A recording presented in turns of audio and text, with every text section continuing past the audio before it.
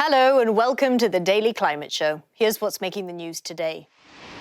At least 4 die in New Zealand after record rainfall causes flooding and landslides in the city of Auckland. We'll tell you about an ancient woodland saved by the local community in southeast London. And how a backpack designed by a 12-year-old could protect people from air pollution.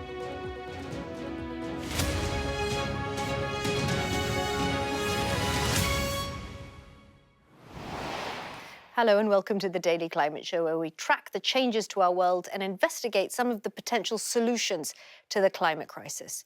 At least 4 people have died in flash floods and landslides in New Zealand's biggest city, Auckland. A state of emergency was declared in the city on Friday and across large parts of the North Island after an entire summer's worth of rain fell in just 8 hours. Climate change has led to more common and intense downpours in New Zealand, and the country's new Prime Minister, Chris Hipkins, says more rain is expected. My focus and the focus of central government is supporting Auckland through what is still, a big challenge ahead of them. There's a big clean-up to go, and of course, we know through the forecasts that there's more bad weather ahead. Let's talk to Liz Bentley now. She's the Chief Executive of the Royal Meteorological Society. Liz, thank you so much for talking to us here on the Daily Climate Show. Just how much rain have they had in New Zealand, and how does that compare to previous years? Well, so this is a record-breaking and unprecedented rainfall event for New Zealand. As you say, a season's worth, 3 months' worth of rain fell in just a space of a few hours. So looking at some of the numbers, there were about 260 millimetres of rain fell in about an 18-hour period for Auckland itself. So unprecedented. It's been described as a 1-in-100-year event, but as our climate's changing, these 1-in-100-year events are just becoming much more frequent. And that amount of rain, we've seen the widespread flooding that we've had, but also the landslides as well. So the impact has been very significant for that country. Are they prepared to deal with that? It doesn't seem that anyone could possibly be prepared for dealing with an entire summer's worth of rain in just one day.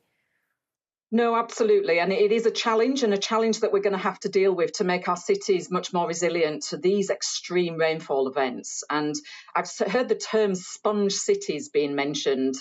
So how can we make our cities able to absorb, I guess, that much rainfall falling in such a short space of time? So we need to think about the materials that we use. So greening up cities with grassland and trees in the city centre, because these structures actually just absorb the rainfall and percolate it into the ground, rather than, say, concrete surfaces, which just the rainfall just runs off. We're also going to have to think about sewage systems, so much bigger drains to take the capacity of rainfall and much larger pipes in the sewage systems to take that rainfall away. And I think this is the description of these sponge cities that can adapt and be much more resilient in extreme rainfall events. And as we heard Chris Hipkins say just there, more rainfall is expected in New Zealand. Yeah, more rain in the forecast over the next few days. And although the levels of rainfall that is expected to fall are not as great as we've seen in the last few days, any further rain falling on those saturated ground is really going to cause further problems. So with the Clean-up Act underway at the moment, it's going to become a real challenge for them over the course of the next few days. These changes in weather patterns and indeed more extreme weather, is that something that we're seeing across the world? I'm just thinking of how here in the UK it's been extremely cold just recently. Yeah, so if we look at rainfall in particular, our climate has already changed. We're already seeing more extreme rainfall events happening.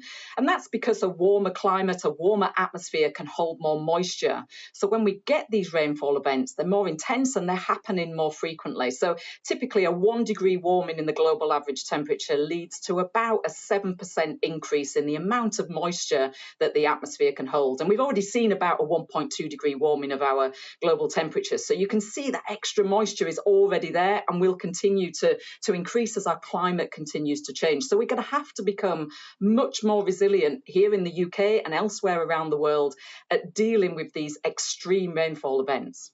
OK, Liz, thank you so much. Thanks for talking to us. Thank you. Right, well, let's have a look at some of today's other climate news now. And motoring experts say the government should give drivers incentives to buy second-hand electric cars or risk falling short of their climate targets. Demand for used electric vehicles is falling primarily because the cost of fuel is going down and the cost of electricity, it's going up. The government's Office for Zero Emission Vehicles has created a working group to examine the used electric car market, including how to stimulate more demand. Residents of Brockley in southeast London have raised over £100,000 to save Gorn Wood, which is a rare surviving patch of ancient woodland. It was at risk of being torn down for housing by developers. Now, the wood is a habitat for lots of different wildlife, including slowworms and endangered hedgehogs. Community campaigners, led by the Fourth Reserve Foundation, raised the money through school cake sales, protests, sponsored bike rides and local concerts. And a school student's design for a backpack that can filter air to protect people from pollution and airborne disease has won a national innovation contest. 12-year-old Eleanor Woods was presented with a real-world incarnation of her backpack in London. It's powered by solar energy and has a built-in filter and fans to clean the air. And just before we go, we want your climate questions. Anything that's ever mystified you